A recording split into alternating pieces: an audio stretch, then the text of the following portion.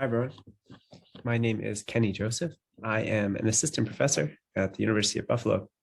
And in the next 12 or so minutes, give or take, I'd like to share some highlights from work done by Yuhao, Stefania, Ionescu, Melanie, Sage, and I, looking at how to build a data-driven simulation of the New York State foster care system.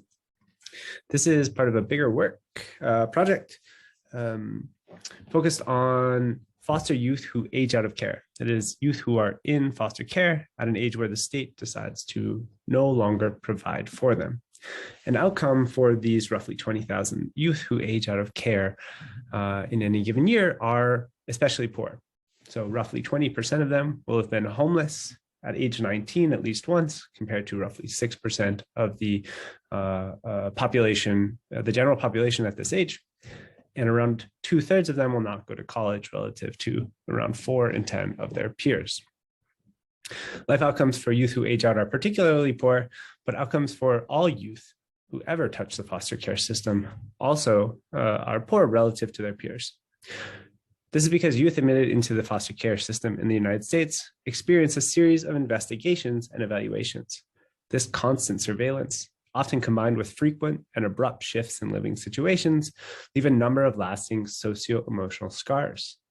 These scars are, moreover, not distributed equally. In particular, significant racial biases exist regarding who enters into foster care. For example, in Cook County, where Chicago is located, only around 1 in 5 youth are Black, but around 7 in 10 youth in the foster care system are Black. These and other issues with the American child welfare system have led to a growing movement to abolish it, the so-called upend movement. Suggested alternatives from these advocates include reallocating funding to community-based, localized initiatives not run by government actors. Others have, in a more traditional vein for the field of social work, instead argued for changing rather than eradicating the system. However, both abolitionists and reformers generally agree on one point: youth are better off with their own families than in the foster care system. The most important recent development aimed at keeping youth out of care is the Family First Prevention Services Act of 2018, or what I'll refer to as simply the Family First Act. The Family First Act overhauled funding in the American child welfare system in order to provide financial incentives to states to keep youth out of care, or more firmly to 1, reduce unnecessary separations, and 2, to provide family-based services for removed youth in order to encourage reunification. These incentives include the construction of new benchmark numbers of youth in care and additional funding for services aimed to help keep youth with their families and to help bring youth back to their families once they have been removed. Efforts to effectively use this funding from the Family First Act, however, face 3 formidable challenges. First, the American child welfare system is heavily decentralized, with drastically different policy environments across and even within states at within different counties. Changes that are effective at moving towards the goals of the Family First Act in one state or county may therefore be difficult or even impossible or illegal to enact in others. Second, even in a single jurisdiction, the process of placing youth into the foster care system is complex. When a potentially maltreated youth is reported to Child Protective Services, a series of decisions made by caseworkers and judges and others are carried out to decide the best path forward for this youth. This process is cumbersome and riddled with the potential for both personal and systemic biases. Efforts to discharge youth can face similar challenges. Finally, as with most social policy settings, attempts to make progress on one policy goal can often have unexpected negative impacts on others.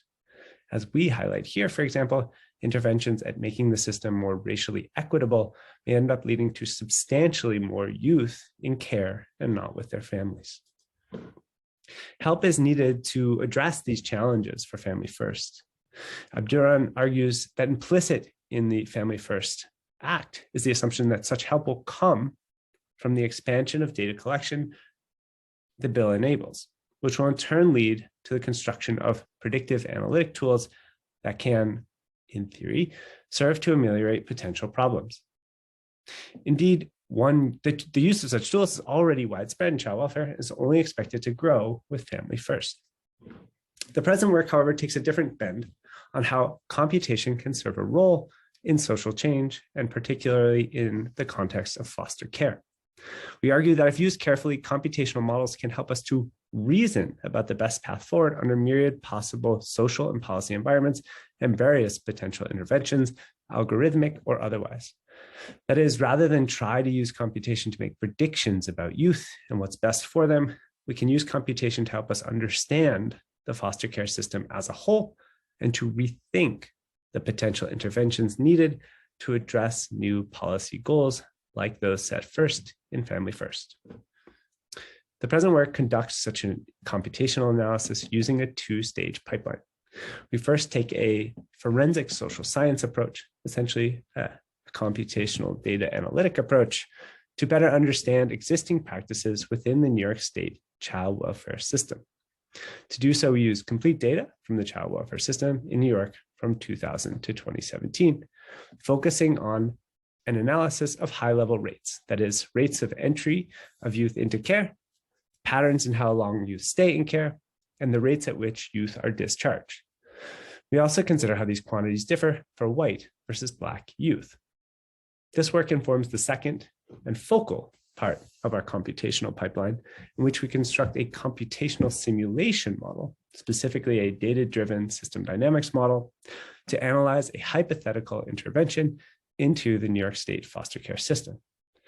Specifically, we analyze how the introduction of an automated risk assessment tool currently in practice in other parts of the country would, if implemented in New York State, help to address the goals of the Family First Act while maintaining the existing goal of improving racial equity. Our primary findings are in the paper focused on what we learned from this simulation experiment. From our empirical analysis, we make two main claims. First, we provide quantitative evidence supporting earlier work that shows that youth stays in foster care in New York can be empirically separated into two classes, long-term stays and short-term stays. Second, we find that the duration of long-term, but not short-term stays varies significantly across racial lines for all ages.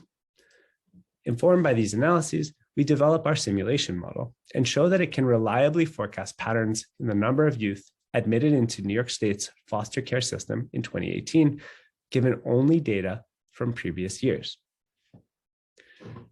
Using this validated model, we finally explore the impacts of a hypothetical algorithmic intervention in New York State.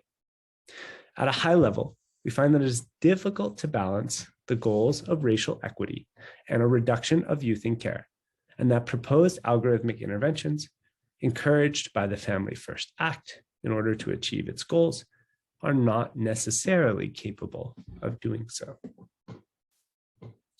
As with any simulation model, our findings rely on modeling assumptions, which may be reasonably disagreed with. To facilitate such discussions, we've made our model publicly available. However, as we believe our modeling assumptions are at least within the realm of possibilities, and we expect, I think, even further than that, we think they are quite reasonable, our results suggest that shifting policy landscapes impact both the validity and the utility of using historical administrative data to build machine learning models in public sectors. Instead, we argue that machine learning and computation writ large may be better served as a tool to facilitate social theory and social policy, rather than to act as explicitly as a decision-making or decision-aiding tool, where it is often inserted into the problematic decision loops which expose risks of amplifying existing problems. I thank you for coming and listening and look forward to discussion and questions.